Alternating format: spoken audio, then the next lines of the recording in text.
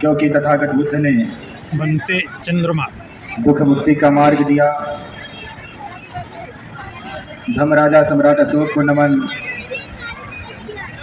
क्योंकि धर्मराजा सम्राट अशोक ने भगवान बुद्ध के धर्म को विश्व धर्म बनाया। परम पूज्य बोधिसत्व बाबा साहब डॉक्टर अम्बेडकर को नमन, क्योंकि बाबा साहब डॉक्टर अम्बेडकर ने इस भारतवर्ष को दुनिया का सबसे सुंदर संविधान और उतना ही बेहतर बौद्ध धर्म महान दिया। नमन उन सभी संतों, गुरुओं, महापुरुषों को जिन लोगों ने देश में समतामूलक समाज की लड़ाई लड़ी और जिन लोगों के कारण हम सभी को समानता के अधिकार मिले। बनते चंद्रमा सारनाथ से मंचा से वक्ता के रूप में भाषण देते हुए हम सबके प्रेरणा के स्रोत आज के कार्यक्रम की अध्यक्षता कर रहे परम पूज्य भदंत दीपांकर जी महास्थवीर, पूज्य बनते जी प्रतन जी और साथ में बैठे बनते जी, आज के कार्यक्रम के मुख्य वक्ता रहे चंद्रहास जी,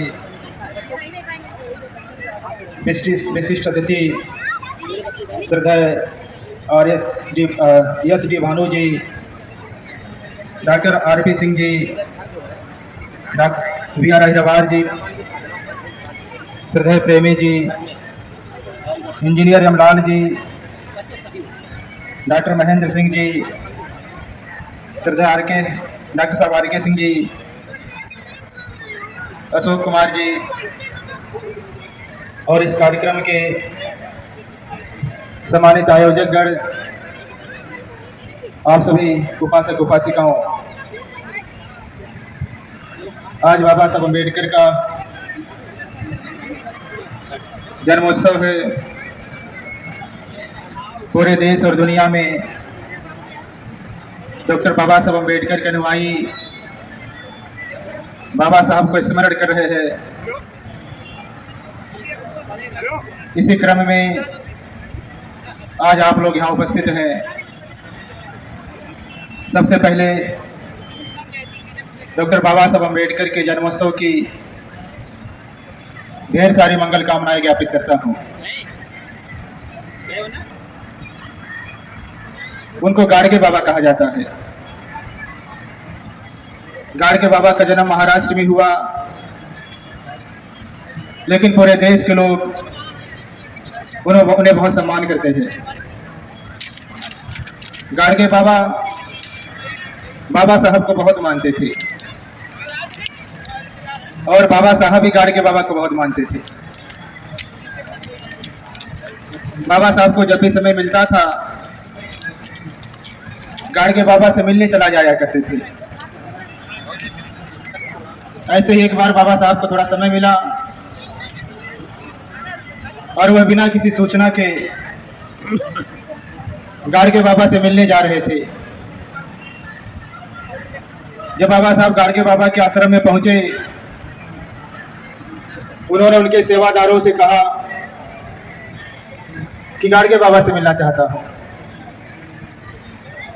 गाड़गे बाबा का प्रतिदिन प्रवचन होता था। उनका प्रवचन सुनने के लिए लाखों लोग बैठे होते थे। जब बाबा साहब गए तो गाड़गे बाबा का प्रवचन हो रहा था। उनके सेवादारों ने मंच पे जाकर के गाड़गे बाबा से बोला कि डॉक्टर बाबा साहब अम्बेडकर आए हुए हैं। गाड़गे बाबा ने अपने सेवादारों से कहा कि उनको मंच पे बुला लीजिए। बाबा साहब जब मंच पर गए,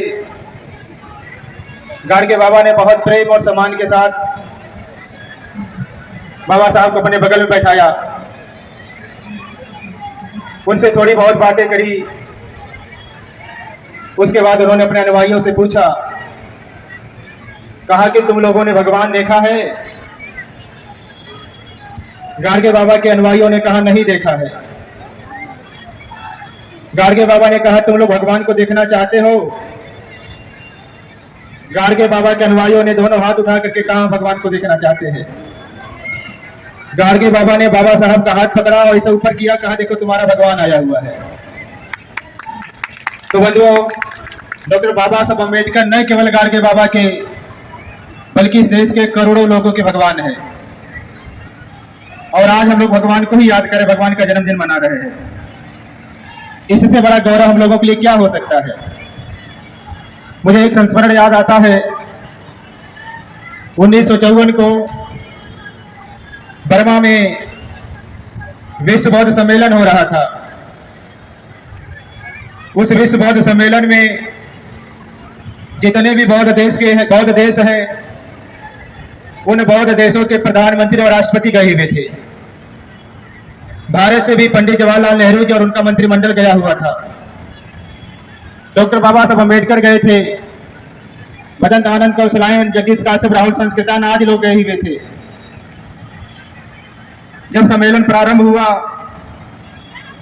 और बौद्ध देशों के राष्ट्रपति और प्रधानमंत्री बोलने लगे, तो लोग बार बार नेहरू जी को देखते थे, बाबा साहब को देखते थे। नेहरू जी को देख करके, बाबा साहब को देख करके ताने मारते थे और लोग कहते थे कि देखिए, जिस देश में भगवान बुद्ध ने जन्म लिया, उस देश के लोग भगवान बुद्ध को भूल गए हैं। वह लोग कह रहे थे कि देखिए, जिस देश में भगवान बुद्ध ने बौद्ध धर्म दिया, उस देश के लोग बौद्ध धर्म भूल गए हैं। वह लोग कह रहे थे कि देखिए, जिस देश में भगवान बुद्ध ने बोधि वृक्ष लगाया था, उसी देश में भगवान बुद्ध का लगाया हुआ बोधि वृक्ष सूख रहा था। इस प्रकार बहुत सारा उलाहना दे रहे थे।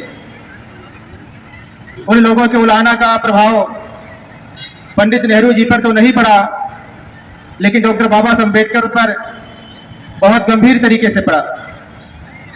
जब बाबा साहब अम्बेडकर का अवसर आया, जब डॉक्टर बाबा साहब अम्बेडकर बोलने के लिए खड़ा हुए, बाबा साहब ने कहा, मैं ऐसा मानता हूं कि जिस देश में भगवान बुद्ध ने जन्म लिया, उस देश के लोग भगवान बुद्ध को भूल गए हैं। बाबा साहब ने कहा कि मैं ऐसा मानता हूं, जिस देश में भगवान बुद्ध ने बौद्ध धर्म दिया था, उस देश के लोग बौद्ध धर्म को भूल गए हैं। बाबा साहब ने कहा कि मैं ऐसा मानता हूं, जिस देश में भगवान बुद्ध ने बोधि वृक्ष लगाया था, उस देश में बोधि वृक्ष सूख रहा है। लेकिन बाबा साहब अम्बेडकर ने कहा कि मैं आप सबको यह भी बताना चाहता हूं कि भगवान बुद्ध का लगाया हुआ बोधि वृक्ष अभी पूरी तरीके से सूखा नहीं है, केवल उसके पत्ते सूखे, उसकी टहनियां सूखी है, उसकी जड़ें हरी भरी है। बाबा साहब अम्बेडकर ने कहा कि अगर उनके जड़ों पर पानी डाला जाए तो पुनः टहनियां हरी भरी हो जाएंगी और पत्ते हरे भरे हो जाएंगे, छाया देना शुरू करेगा। डॉक्टर बाबा साहब अम्बेडकर ने कहा, मैं पूरी दुनिया के सामने संकल्प ले रहा हूं। डॉक्टर बाबा साहब अम्बेडकर ने कहा कि मैं आप सबको विश्वास दिला रहा हूं, भारत वापस जाने के बाद अपने लाखों अनुयायियों के साथ भारत में बुद्ध धर्म का जो वृक्ष सूख रहा है, उस पर पानी डालूंगा, उसे हरा भरा करूंगा। डॉक्टर बाबा साहब अम्बेडकर 14 अक्टूबर 1956 के दिन अपने लाखों अनुयायियों के साथ भारत में बुद्ध धर्म का जो वृक्ष सूख रहा था, उस पर पानी डाल करके हरा भरा कर दिया। मुझे उस समय के एक संस्मरण और याद आता है। आप लोगों ने महापंडित राहुल संस्कृतायन का नाम सुना होगा। महापंडित राहुल संस्कृतायन जापान जा रहे थे। जापान में उनका कोई कार्यक्रम लगा हुआ था। काठमांडू के एयरपोर्ट पर रुके हुए थे। काठमांडू के एयरपोर्ट पर पत्रकारों ने उन्हें घेर लिया। जब काठमांडू के एयरपोर्ट पर पत्रकारों ने घेरा और उन्होंने राहुल जी से पूछा, कहा कि राहुल जी, डॉक्टर बाबा साहब अम्बेडकर ने भारत में जो क्रांति की है, उसकी गूंज पूरे दुनिया में सुनाई दे रही है। कहा कि आप डॉक्टर बाबा साहब अम्बेडकर के धम्म क्रांति को किस रूप में देखते हैं। उन पत्रकारों को जवाब देते हुए राहुल संस्कृतायन ने कहा कि मैं डॉक्टर बाबा साहब अम्बेडकर के धम्म क्रांति को इस रूप में देखता हूं कि डॉक्टर बाबा साहब अम्बेडकर ने भारत में बौद्ध धर्म का ऐसा मजबूत खंभा गाड़ा है, अब उसे कोई मातालाल हिला नहीं सकता। हम लोग देख रहे हैं कि डॉक्टर बाबा साहब अम्बेडकर के अनुयायी लगातार देश में मजबूत खंभे गाड़ रहे हैं। आज देश का कोई राज्य नहीं है जहां बौद्धों की बड़ी संख्या न हो। आज देश का कोई जिला नहीं है जहां बौद्धों की संख्या न हो। आज देश का कोई तहसील नहीं है जहां बौद्ध लोग नहीं रहते हो। और आज देश का कोई ब्लॉक नहीं है जहां बौद्ध लोग नहीं रहते हो। आज देश का कोई ग्राम सभा भी नहीं है जहां बौद्ध लोग नहीं रहते हो। आप स्टेटों को छोड़ दीजिए, आप जिलों को छोड़ दीजिए, आप तहसीलों को छोड़ दीजिए, आप ग्राम सभाओं को भी छोड़ दीजिए, अब देश का कोई भी गांव नहीं बचा है जिस गांव में डॉक्टर बाबा साहब अम्बेडकर एक अनुयायी बौद्धमय भारत का सपना न देख रहा हो। बहुत तेजी के साथ लगातार बौद्ध धर्म अपनी जड़ें जमा रहा है और बहुत तेजी के साथ उसका प्रचार प्रसार हो रहा है। हम सभी लोगों को थोड़ा सा सामंजस्य बनाने की जरूरत है। हम सभी लोगों को थोड़ा सा एक साथ मिलजुल करके मैत्री के साथ काम करने की जरूरत है। और अगर हम लोग सब लोग एक साथ सामंजस्य के साथ काम कर गए तो निश्चित तौर पर डॉक्टर बाबा साहब अम्बेडकर का सपना, बुद्धमय भारत वाला सपना साकार हो सकता है। उसके लिए एक अभियान चलाना होगा। अभियान ये चलाना होगा कि देश में जो अनुसूचित जाति के लोग हैं उनकी संख्या 22% है और उस 22% में जो बाबा साहब अम्बेडकर का सबसे कट्टर अनुयायी है, जो बहुत समर्पित अनुयायी है, जिसको देश में चमार कहा जाता है, उसकी भी संख्या 15% है। अगर देश में 15% चमार अगर बौद्ध धर्म अपना लेता है तो हमारी संख्या 15% हो जाएगी और जब हमारी संख्या 15% हो जाएगी तो जो मनवादी विचारधारा के लोग हैं उनकी संख्या 15% घट जाएगी। ऐसे ही जो अन्य जातियां शेड्यूल कास्ट की हैं जिनको मिलाकर के हमारी संख्या 22% हो जाती है। अगर 22% के लोग जो अपने आप को अम्बेडकरवादी कहते हैं अगर वो बौद्ध धर्म अपना लेते हैं तो हमारी संख्या 22% हो जाएगी और मनुवाद की संख्या, ब्राह्मणवाद की संख्या 22% कम हो जाएगी। अगर ऐसे ही देश में जो अशोक महाराजा के मानने वाले लोग हैं उनसे लेकर के ललाई सिंह यादव तक जो हमारी बहुजन विचारधारा है, जो बहुजन समाज के संत महापुरुष हुए हैं, अगर उनके अनुयायी बौद्ध धर्म अपना लेते हैं तो हमारी संख्या इस देश में 50% से अधिक हो जाएगी और जो ब्राह्मणवाद है, मनुवाद है, उनकी संख्या 50% कम हो जाएगी। तो हम सभी लोगों को ही अभियान चलाना है। हम जब भी किसी कार्यक्रम में जाते हैं, जब भी कोई बाबा साहब अम्बेडकर के जीवन से संबंधित पर्वोत्सव मनाया जाता है तो वहाँ हर एक बात कही जाती है, हमेशा कही जाती है बाबा साहब अम्बेडकर का संविधान खतरे में है। हमेशा बाबा साहब के संविधान पर चर्चा होती है। मैं आप सबको ये कहना चाहता हूँ, अगर बाबा साहब अम्बेडकर का संविधान बचाना है, अगर डॉक्टर बाबा साहब अम्बेडकर के संविधान की रक्षा करनी है तो आपको सोचना पड़ेगा कि बाबा साहब अम्बेडकर के संविधान को कौन कमजोर कर रहा है। क्या इस देश में दलित समाज के लोग बाबा साहब अम्बेडकर के संविधान को कमजोर कर रहे हैं? आप जब देखेंगे तो पूरे देश में हमें एक भी दलित समाज का व्यक्ति नहीं दिखाई देता जो बाबा साहब अम्बेडकर के संविधान को कमजोर कर रहा हो। हमें देश के किसी भी क्षेत्र में पिछड़े समाज का कोई व्यक्ति नहीं दिखाई देता जो बाबा साहब अम्बेडकर के संविधान को कमजोर कर रहा है। हमें देश में कोई भी अल्पसंख्यक समाज के लोग नहीं दिखते जो बाबा साहब अम्बेडकर के संविधान से नफरत करते हैं, जो उनके संविधान को कमजोर कर रहे हैं। आखिर वो कौन लोग हैं जो बाबा साहब अम्बेडकर के संविधान को कमजोर कर रहे हैं? आप लोगों से कहना चाहता हूं, जो लोग बाबा साहब अम्बेडकर के संविधान को कमजोर कर रहे हैं, आप उनको कमजोर कर दीजिए। और उनको कमजोर करने का तरीका सबसे अच्छा है कि आप उनका साथ छोड़ दीजिए, उनके धर्म को मानना छोड़ दीजिए। आप जिस दिन उनका साथ छोड़ देंगे, उनके धर्म को छोड़ देंगे, वो लोग अपने आप कमजोर हो जाएंगे, फिर वो संविधान को कमजोर करने की स्थिति में नहीं रह जाएंगे। और एक बात मान लीजिए, मैं बहुत सारे मंचों पे जाता हूँ, कई बार ऐसा अपवाद भी होता है जो बहुत अच्छा बोलता है उसके घर में बहुत बड़े कर्मकांड हो रहे हैं। जो बहुत ज्यादा बोलता है वही ज्यादा अंधकार में है। बहुत सारे लोगों को देखा जा रहा है। तो मैं आप लोगों से बताना चाहता हूँ, मैं बहुत स्पष्ट तरीके से बताना चाहता हूँ, जो लोग अपने आप को अम्बेडकरवादी कहें लेकिन वह हिंदू धर्म के ब्राह्मणवाद के सारे त्योहारों को, व्रतों को अपने जीवन में लागू करते हैं, जो लोग अपने आप को बुद्धवादी कहें लेकिन हिंदू धर्म के सारे त्योहारों, व्रतों को अपनाते हैं, मनाते हैं, जो लोग अपने आप को बहुजनवादी कहें लेकिन ब्राह्मणवाद को नहीं छोड़ रहे हैं, ऐसे लोगों को मैं अम्बेडकरवादी भी नहीं कहता, ऐसे लोगों को मैं बुद्धवादी भी नहीं कहता, ऐसे लोगों को मैं बहुजनवादी भी नहीं कहता, ऐसे लोगों को मैं ब्राह्मणवादी ही कहता हूं। अगर आप अम्बेडकरवादी हैं तो आप अम्बेडकरवाद का मतलब यही है कि बौद्ध धर्म के जो सिद्धांत हैं, भगवान बुद्ध ने जो परंपराएं दी आपको उसको मानना पड़ेगा। और अगर आप नहीं मानते हैं तो अपने आप को आप कुछ भी कहिए, लेकिन अगर ब्राह्मणवाद को आप बढ़ावा दे रहे हैं, उनके त्योहारों को बढ़ावा दे रहे हैं तो फिर आप ब्राह्मणवादी ही हैं। तो आप सोच लीजिए कि आप अम्बेडकरवादी होकर के रहना चाहते हैं कि आप ब्राह्मणवादी होकर के रहना चाहते हैं। अगर आप अम्बेडकरवादी होकर के रहना चाहते हैं तो आपको केवल मन बदलना है, और मन बदलने के लिए किसी को कोई दबाव नहीं बनाना पड़ता है। बस आप मन बदल लीजिए, आप तय कर लीजिए कि आप भगवान बुद्ध के धर्म को अपनाएंगे और भगवान बुद्ध के धर्म का प्रचार प्रसार करेंगे। मैं ज़्यादा न बोल करके बस अंतिम बात कहना चाहता हूँ, कोई व्यक्ति तब मरता है जब वो चाहता है। मैं तब मरूंगा जब मैं चाहूंगा, और आप भी तब मरेंगे जब आप चाहेंगे। मैं तब तक नहीं मरूंगा जब तक मैं नहीं चाहता, और आप भी तब तक नहीं मरेंगे जब तक आप नहीं चाहते। मैंने संकल्प लिया है, मैं तब तक नहीं मरूंगा जब तक डॉक्टर बाबा साहब अम्बेडकर के सपनों का भारत बुद्धमय भारत नहीं बनता। और आपको भी तय करना पड़ेगा, आप भी तब तक नहीं मरेंगे जब तक बाबा साहब अम्बेडकर के सपनों का भारत बुद्धमय भारत नहीं बना लेते हैं। एक और उदाहरण के साथ अपनी बात समाप्त करूंगा।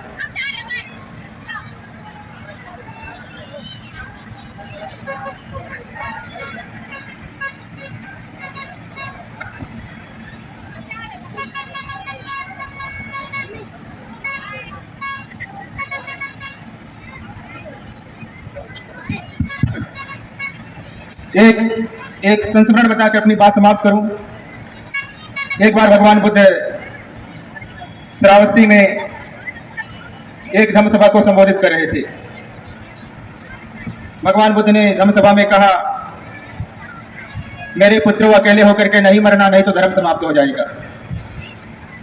भगवान बुद्ध के कहने का मतलब था, जो लोग भिक्षु हैं वो अपने जीवन में किसी न किसी को भिक्षु बनाकर मरे। जो भिक्षुनियां हैं अपने जीवन में किसी न किसी को भिक्षुनी बनावे। जो उपासक हैं वो भी अपने जीवन में किसी न किसी को उपासक बनाए, और जो उपासिकाएं हैं वो भी अपने जीवन में किसी न किसी को उपासिका बनाए।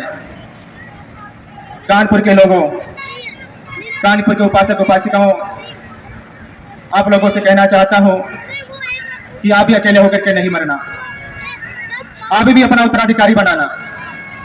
जो उपासक लोग हैं वो तय करके जाएं कि अपने जीवन में उपासक बनाएंगे। जो उपासिकाएं हैं वो भी तय करके जाएं कि अपने जीवन में उपासिकाएं बनाएंगी, अर्थात अपना उत्तराधिकारी बनाएंगे।